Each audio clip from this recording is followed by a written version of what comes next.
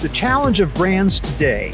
My guest is Guy Courtin. He is Vice President and Principal for Retail with Tecsys. Hello, Guy. Hey, Bob, how are you? I'm good, and thank you for being with me again. It's always good to talk to you. It's been a while, but I'm glad to be here. Good. So let's talk today about the challenge that brands are facing in the face of so much competition and so many changes in supply chain and logistics. What is that challenge as you see it? Yeah, the biggest challenge as we're seeing more brands trying to go direct to consumer and sort of change the way that they fulfill orders is that their supply chains at some level weren't built for that, right? Mm-hmm. Their supply chains were very much built for a traditional methodology of manufacturing, moving, and then sending to a wholesaler who would then take care of that difficult sort of last mile fulfillment, whether it's in store or direct to the consumer. Mm-hmm. And now what we're seeing is that these brands, whether it's Under Armour, a Nike, an Adidas, a Lululemon, are trying to go direct to consumer. So now their supply chains are being asked to do more than just what they are traditionally built for. I think that's a big challenge. For a moment and ask you why. Is it a defensive measure? What are they doing? Why are they making this shift?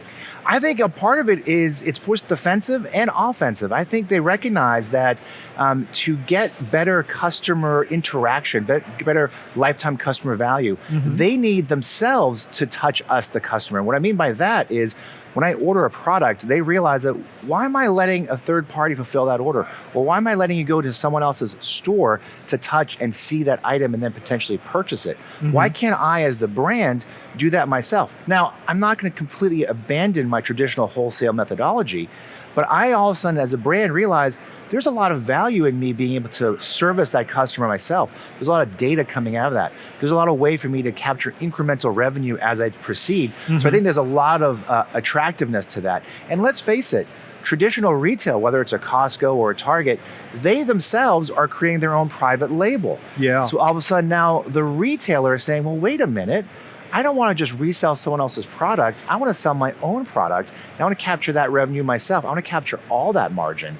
Uh-huh. So now we're seeing sort of two sides of it. The defensive side, which is I want to protect against an Amazon, of course, mm-hmm. people like Amazon creating private label. And I also offensively want to build myself that relationship with the end customer. Well, that challenge of the house brand, so to speak, goes back to the birth of the big box store pre-e-commerce. So they're not strangers to the challenge of having somebody else's product right next to it with the same ingredients, right. But, under pricing. Right. But it is interesting because it's like this is the next shock. The first shock was e-commerce, where they had to go from pallet-sized deliveries to DCs to eaches to serve e-commerce. And now we have yet another shock where we're going direct to the consumer.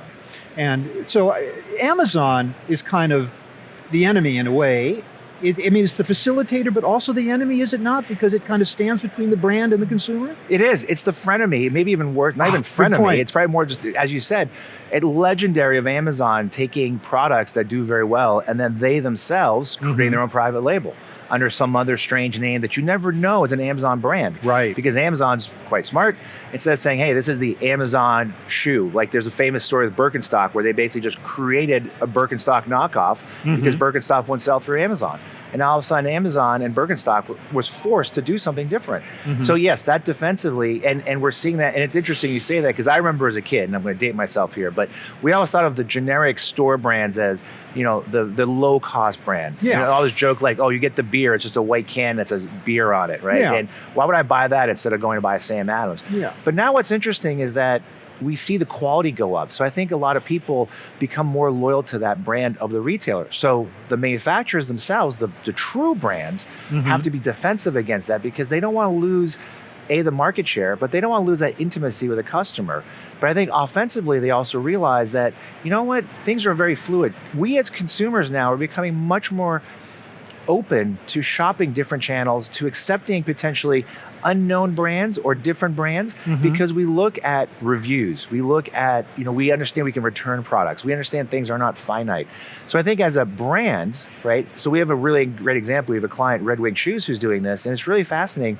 They're looking to build different ways of themselves servicing the customer, mm-hmm. but also working with their wholesalers to do things like they have a magic footbed where you can measure your foot and they will go and they'll tell you what shoe is available for you, what is the best shoe for you, right? So they're building that intimacy through different channels with us, the end consumer, through the brand Red Wing Shoes. Okay, well, you talk about different channels. What is the medium of communication by which the brand actually interacts now directly with the customer? I mean, is it the brand's own website? Can it be done through Amazon? Can it be done through other parties? All of the above? I think it's all of the above. And I think this is an old cliche. You need to be wherever your customer is. So if your customer wants to come to your website, which, she probably will want to, you better have a good website with good answers, customer reviews, whatever she's looking for.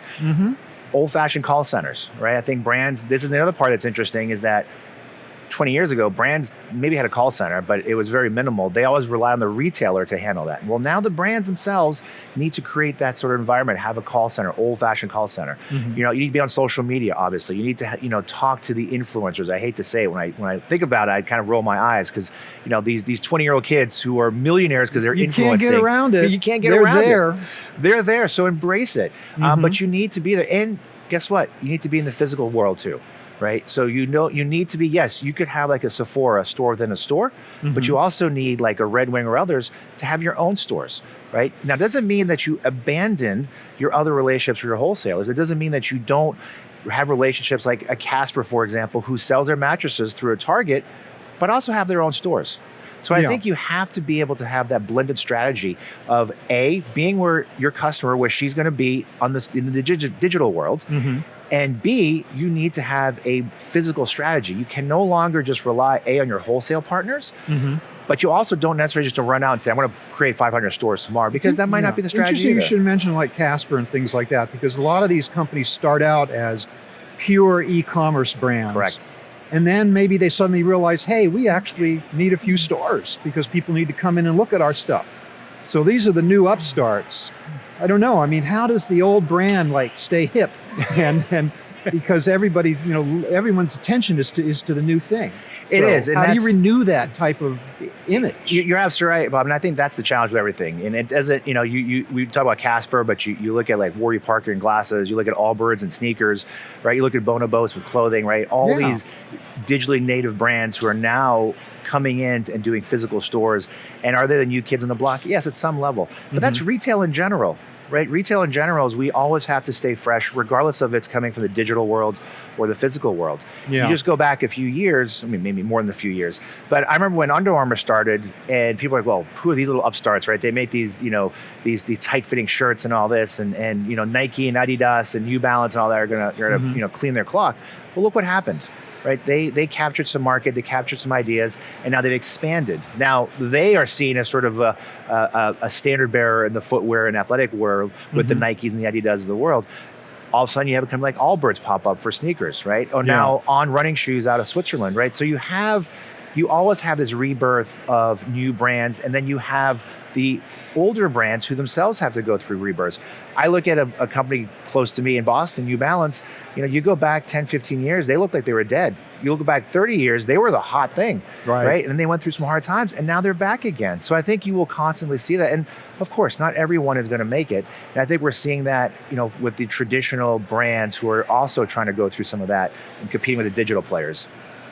Can you tell me about Tecsys and where it is in the marketplace these days? What's it doing and how is it helping its customers in these very challenging times? Sure, absolutely, Bob. So Tecsys, we've actually been around for about 30 years. We're Montreal based. One of the things that we're doing is we're focusing on 3 verticals. One is life science / healthcare, one is distribution, and one is retail. And what we're doing and where we're finding our customers are asking us to help them with is really broaching both the physical and the digital world. So what do I mean by that is that we recognize, or our customers are realizing, that they need a digital strategy around how do they allocate inventory, how do they move inventory, right? How do they make things available promise and hold those promises? But they also understand that there's a physical aspect, right? We have warehouses, transportation nodes, things of that nature that need to be managed properly in harmony with that digital side to be able to meet us as consumers, our needs, whether it's in life sciences, whether it's in distribution, whether it's retail.